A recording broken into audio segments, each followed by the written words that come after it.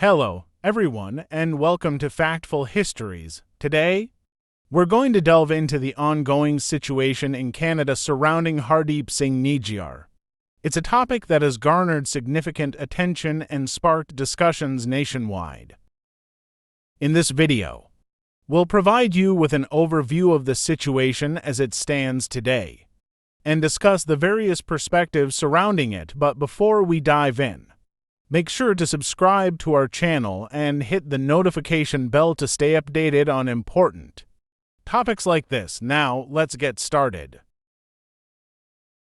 Prime Minister Justin Trudeau informed Parliament that there were credible allegations of a potential link between agents of the Government of India and the murder of Hardeep Singh Nijjar, a Sikh leader who Trudeau described as a Canadian citizen.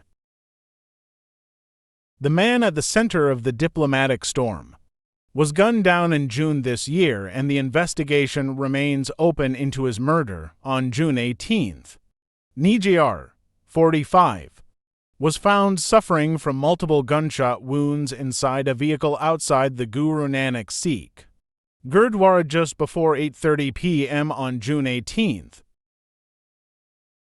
Trudeau confirmed that authorities were investigating links between the murder and people linked to the Indian government. The Indian government has vehemently rejected the allegations. Nijjar, who moved to Canada in February 1997 to be a plumber, was a key figure in the movement for an independent Khalistan, a separate homeland for Sikhs in the Indian subcontinent. But for the Indian government, he was wanted for allegedly being a mastermind, active member of the Khalistan Tiger Force (KTF), which the Indian government designates as a terrorist group. The Canadian Security Intelligence Service also told Nijjar they had information that he was under threat from professional assassins. The 1980s and early 1990s in India saw an armed conflict between the Indian government and Sikh separatists in the Sikh-majority northern state of Punjab. Amid a crackdown on the insurgency, Nijjar's brother was arrested by police in India. In 1995, Nijjar himself was arrested. In 1997, Nijjar came to Canada, claiming he had been beaten and tortured by Indian police. In 1998, his refugee claim was denied. According to his immigration records, he used a fraudulent passport that identified him as Ravi Sharma. His application was rejected, and 11 days later Nijjar married a BC woman who sponsored him to immigrate as her spouse. On his application form, he was asked whether he was associated with a group that used or advocated armed struggle or violence to reach political, religious, or social objective. He said no, but immigration officials considered it a marriage of convenience and rejected Nijjar's application. Nijjar appealed to the courts and lost in 2001, but he later identified himself as a Canadian citizen. Immigration Minister Mark Miller confirmed that Nijjar became a Canadian citizen on March 3, 2015. I hope this dispels the baseless rumors that he was not a Canadian. Sikh and Muslim leaders in Canada have called on the government to do more to prevent potential threats against their communities, after Ottawa announced a probe of possible links between India and the killing of a prominent Sikh leader in the country's westernmost province. But it was not a surprise to the Sikh community, he said during a joint news conference in Ottawa with the National Council of Canadian Muslims, NCCM advocacy group. A day earlier, Prime Minister Justin Trudeau told Parliament that Canada was investigating credible allegations of a potential link between Indian government agents and the June 18th killing of Hardeep Singh Nijjar outside a Sikh temple in British Columbia. India swiftly rejected the allegations as absurd. and accused Canada of harboring Sikh terrorists and extremists. Nijjar, who was involved with groups seeking a sovereign Sikh state in India, had been designated as a terrorist by New Delhi. He added that his organization was aware of other current threats against Canadian Sikhs, some of whom have been told to make changes to their pattern of living to assure their safety. He did not provide further details on the source of these threats. Speaking alongside Singh, Stephen Brown, head of NCCM, called the killing of Nijjar an unprecedented attack against Canadian sovereignty, full stop. "We're all in this together," Brown told reporters, "because when a Canadian is attacked, when he or she has the audacity to speak about human rights and justice, all of us are at risk." Trudeau doubled down on his decision to make the investigation public, saying it came after months of deliberation and analysis. He also urged India to take this matter with the utmost seriousness. "We are not looking to provoke or escalate," the Prime Minister told reporters. "We are simply laying out the facts as we understand them, and we want to work with the Government of India to lay everything clear."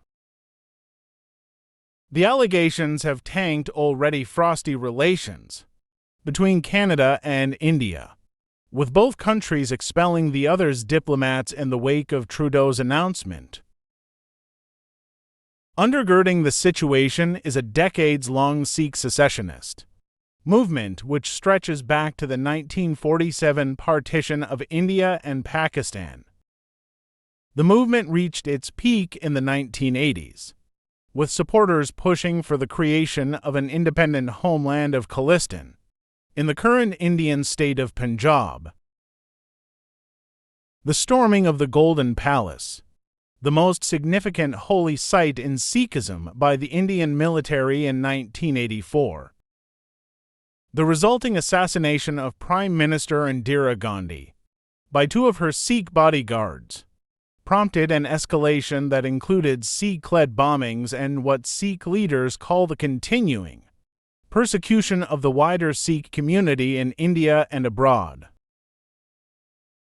Meanwhile, New Delhi has for years accused Ottawa of taking a lax approach to Sikh separatists in Canada, which has the largest Sikh community outside of India. Indian Prime Minister Narendra Modi most recently scolded Trudeau during a brief meeting on the sidelines of the G20 summit in New Delhi earlier this month. In a statement at the time, New Delhi accused Sikh protesters in Canada of promoting secessionism and inciting violence against Indian diplomats, damaging diplomatic premises and threatening the Indian community in Canada. Trudeau said he had shared information about the possible link between the killing of Nijjar and Indian government agents during his brief G20 meeting with Modi. He urged the Indian government to cooperate with Canada to get to the bottom of this matter, calling any involvement of a foreign government in the killing of a Canadian citizen on Canadian soil is an unacceptable violation of our sovereignty.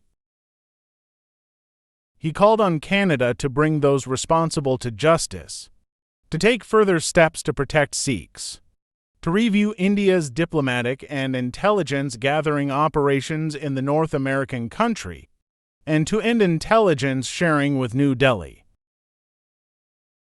The younger generation of Sikhs that grew up in Canada, they grew up hearing stories about persecution, with a fear of speaking out too much and you might get on a list or be targeted. That brings us to the end of our discussion on the current situation involving Hardeep Singh Nijjar in Canada. As we've seen, this is a complex issue with various viewpoints and ongoing developments. We encourage you to stay informed by following reputable news sources and conducting your own research to form a well-rounded perspective on this matter. If you found this video informative, Please subscribe to Factful Histories and give a thumbs up and share it with others who may benefit from this information.